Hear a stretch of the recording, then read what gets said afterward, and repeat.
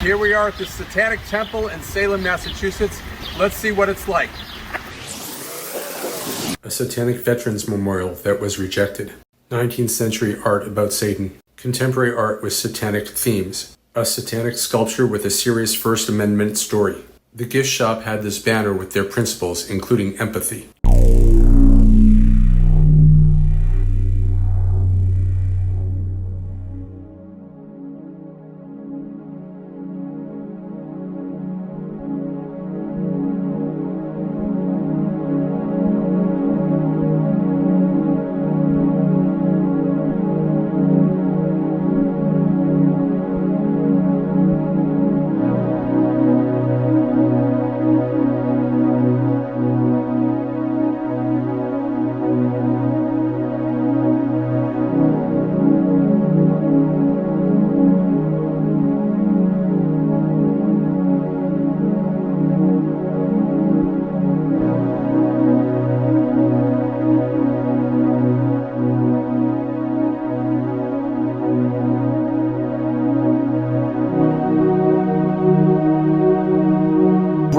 Rodriguez gets his first pro model with Pal Peralta. He gets the iconic. What else is spooky? Skulls are spooky.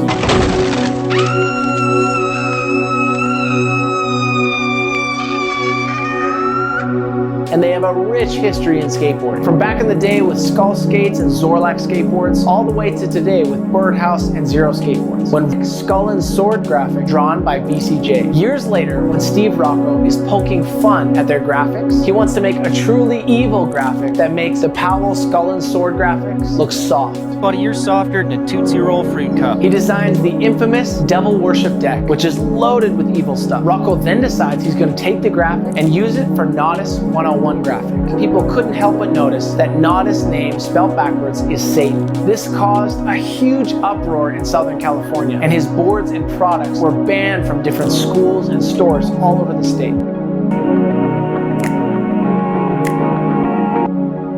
Professionals in this field are bona fide Satan worshippers. I know that the devil is using skateboarding as a means to corrupt the planet, and I can prove it. Take a look at this guy, Nodus. Now, a lot of skateboarders out there think that this guy is pretty cool. But if you take his name, reverse it, reflect it, and rotate it, you end up with a series of hieroglyphs. Now, these are ancient alien hieroglyphs which form a pictogram, which reveals the interdimensional, biomechanical, alien reptilian visage of Satan himself. But this is only one of the infinite forms that Satan manifests on Earth. He is a shapeshifter, and he can take on any form to deceive us. Just take a look at this guy. This guy's name is Lizard King, okay? Here's how he appears to us. Obviously, some kind of reptilian alien.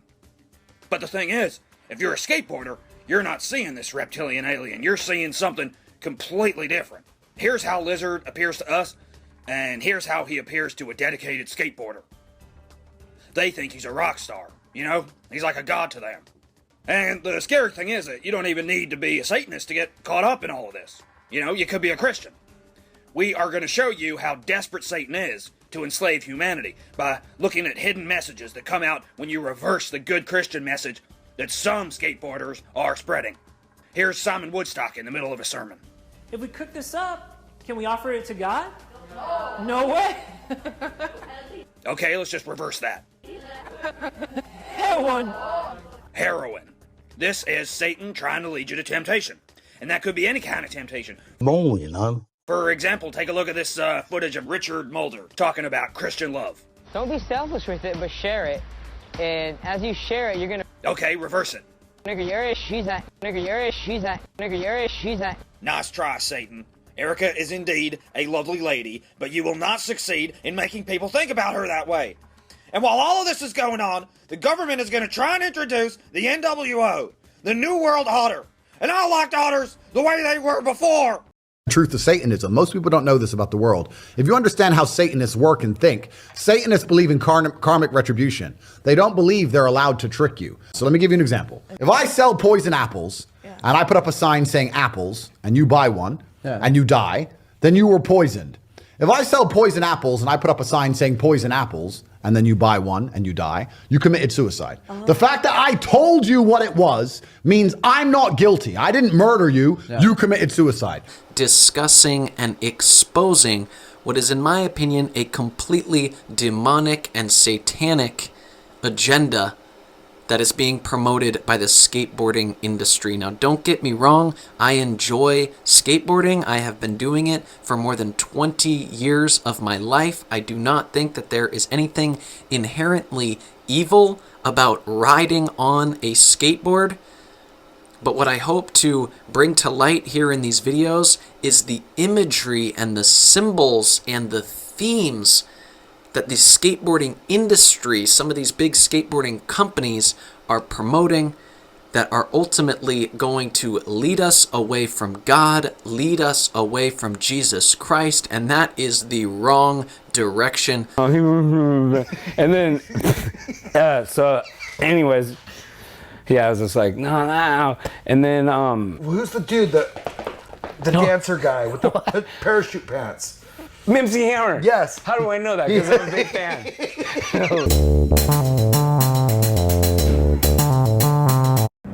We're good? We don't even have a name for the episode. Yeah. 3 50-year-old heterosexual males trying to stumble through, you know, and understand the queer world. You know, I'm not exactly sure how to do what we're trying to do. Tell us the name of this episode. What should we call the episode if we're... Queer skateboarding, queerness in skateboarding. Welcome back to The Letters. I'm your host, Jeff Grosso, and we're here in beautiful San Francisco, California with Alyssa Steamer. We're going to talk about queer skateboarding.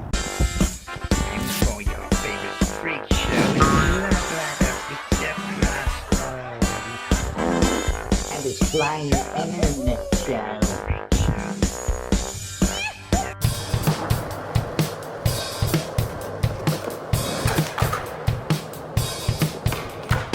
I am your host, Jeff Grosso, and we are here in the catacombs of the University of California, Berkeley's with Cher Strawberry. Hello. And we're here to talk about all things skateboarding and queerdom. Right. Give me that and you can talk, because this I can do. I learn something new every fucking day, you know what I mean? And like, I feel like we're just like at the forefront, like somehow, like, I don't know, like, you know, you're picking me to interview. I'm still figuring out like trans shit and like hormone shit and like all these things every day. So I'm like straight just overwhelmed all the time talking to so many people about it. Yeah, and there's like a whole... From the top, have you ever done drugs before, Jeff? Yeah, too many. I am what some circles call a garbage can. Yeah, pretty much. What do you got? I've huffed gas. I've shot bleach. Not on purpose, on accident, but I'll tell you this, it hurts like a motherfucker. Smoked PCP, dipped crack rocks, LSD, mushrooms, mescaline. Yeah, there's a whole laundry list of shit I've done. Huffing gas was fun. Computer data, the computer board cleaner.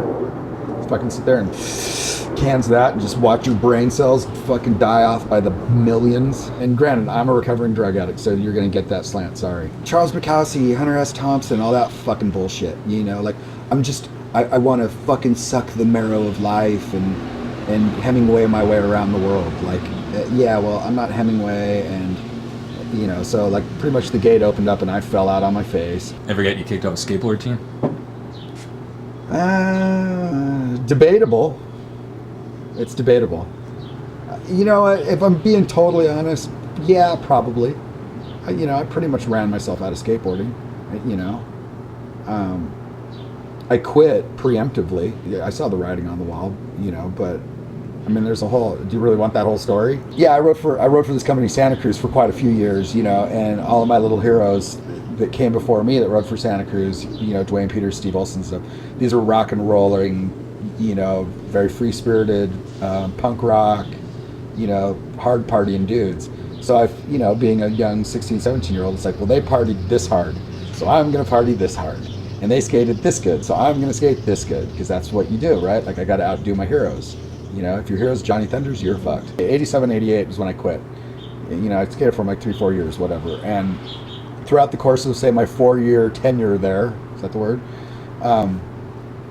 You know, I kind of descended into hardcore cocaine addiction, and by the end of it, I was smoking the stuff on a daily basis, and I was making a lot of money skateboarding. And when you hand a 17-year-old, 18-year-old that kind of money, a lot of money to a kid, not a lot of money to the real world, but enough that you could run around and, you know, smoke up $500 of coke in a day, you know, and do that on a daily basis until the next check came the next month. So yeah, the fun was never going to stop, and pretty soon I wasn't performing because it's, you know, skateboarding is a performance-based profession, if you want to talk about it being a job, which it is at the end of the day. You know, and I wasn't doing my job. My friend Gavin wrote me, he was the TM at the time, it started off, you know, Jeff, we all like to party.